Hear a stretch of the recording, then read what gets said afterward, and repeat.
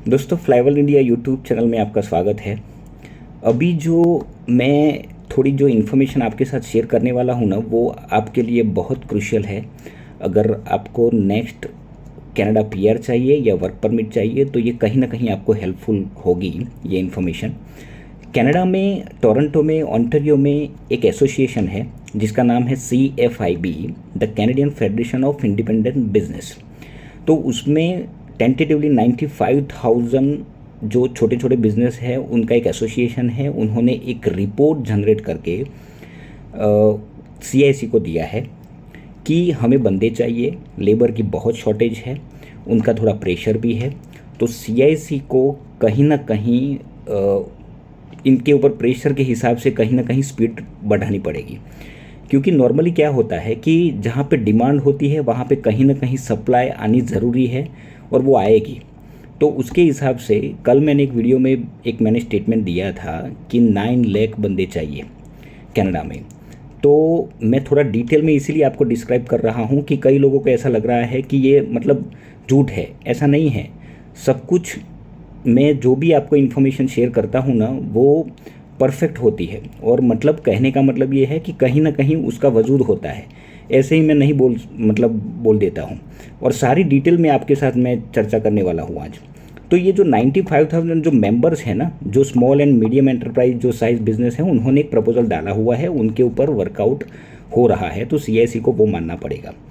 और हाँ, कल मैंने एक बात बोली थी, ये जो 9 लाख बंदे चाहिए ना, उसमें कैटेगरी के हिसाब से अगर देखा जाए तो फूड सर्विस एंड एकोमोडेशन में 1,30,000 पीपल चाहिए।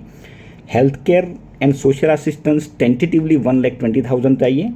रिटेल ट्रेड्स में 1 लाख बंदे चाहिए।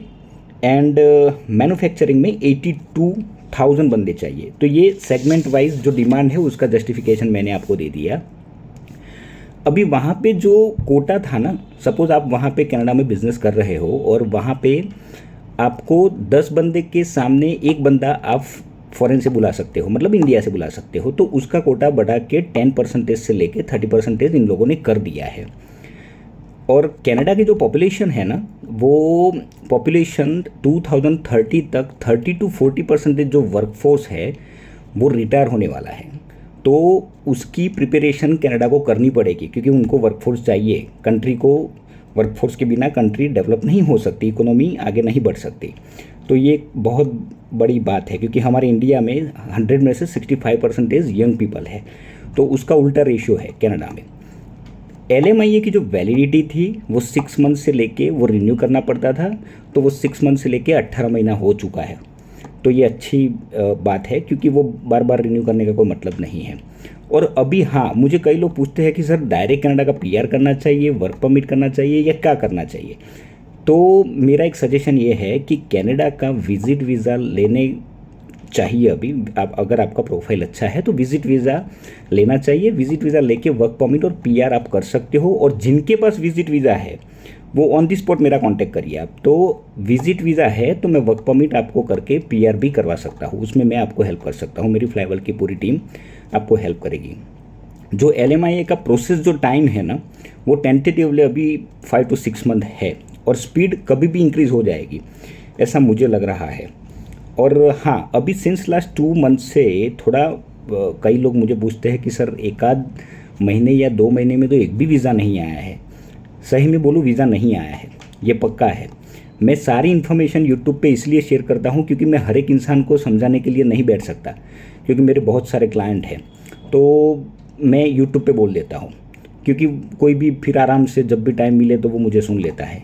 तो अभी जो सिंस लास्ट 45 to 60 डेज़ में अफ़गानिस्तान के एंड ये जो यूक्रेन का जो मामला हुआ था, वहाँ से बंदे उन्होंने उठाए थे, उनके पीछे ये लोग लगे हुए थे। तो वो अभी ख़त्म होने को आया है, मतलब वो धीरे धीरे अभी प्रोसेसिंग स्टार्ट हो जाएगा।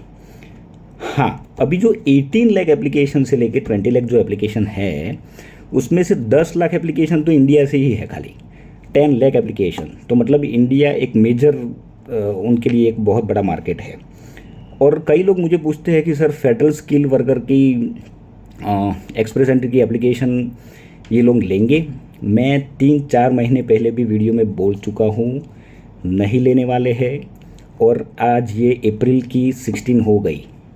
मुझे नहीं लग रहा है, मिड के बाद होगा, जो भी होगा वो, ऐसा मुझे लग रहा है। That is my personal speculation. मैं डेटा के हिसाब से आपके साथ बात करता हूँ। और मैं आपके नॉलेज के लिए एक बात बता दूँ, 500 जो स्कोर है ना, उसके ऊपर 35,000 एप्लीकेशन इज़ वेटिंग, और 450 से लेके 500 के बीच में 70,000 एप्लीकेशन वेटिंग में है।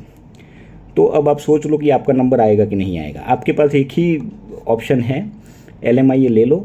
LMIA लेके, मतलब जॉब ऑफर के लिए ट्राई करो, LMIA लेके फिर चले जाओ आप नॉमिनेशन के लिए। This is the best option right now. जिनके पास विजिट वीज़ा है वो विजिट वीज़ा लेके वर्क परमिट एंड PR कर सकते हो। अभी मुझे ऐसा लग रहा है, ये भी मेरा एक पर्सनल स्पेकुलेशन है, जो TFW है ना, TFWP टेम्पररी फॉरेन वर्कर जो है, उनका जो कोटा है ना वो बढ़ गया है, तो उसके हिसाब से उनका रेशियो भी बढ़ेगा। पहले क्या था कि इंडिया से जितनी भी एप्लीकेशन डालते थे ना, तो उसका रेशियो बहुत कम था। वो रेशियो अब वर्क परमिट का बढ़ेगा, तो उसकी प्रिपरेशन अभी से करनी पड़ेगी आपको। सपोज़ आपको वर्क परमिट चाहिए तो वर्क परमिट एक बेस्ट ऑप्शन होगा। हाँ, अभी फ़िलहाल जो सिचुएशन है वो तो प्रॉब्लमेटिक है ही, मगर वो पूरी ज़िंदगी नहीं रहने वाली है, वो धीरे धीरे चेंज होगी। हाँ, और AIPP अटेंटिक इमिग्रेशन पायलट प्रोग्राम में अगर आपके पास 12th पास है, 5 ईच बैंड है, तो भी आप मेरा कांटेक्ट करिए। मैं आपको C एंड D कैटेगरी में कई ऐसे ऑक्यूपेशन है लिस्ट, जिसमें आप वहाँ जाके 1 साल में टैक्स पे करके आप PR ले सकते हो। हर एक प्रोविंस के रूल्स एंड रेगुलेशन डिफरेंट है, मगर AIPP जो बंदा बहुत पढ़ा लिखा नहीं है, जिनके IELTS को स्कोर ज़्यादा नहीं आते हैं, उनके लिए 2 प्रोविंस बहुत बढ़िया है, एक AIPP एंड SIMP। मेरे पास बहुत जॉब ऑफ़र अवेलेबल है। आप मेरा कांटेक्ट करिए, मेरी टीम का कांटेक्ट करिए, और जब भी मेरे को मिलने के लिए आइए, हो सके तो प्लीज़ मेरी अपॉइंटमेंट लेके आइए, तो आपका भी टाइम वेस्ट ना हो और मेरा भी टाइम वेस्ट ना हो। Okay, thank you very much.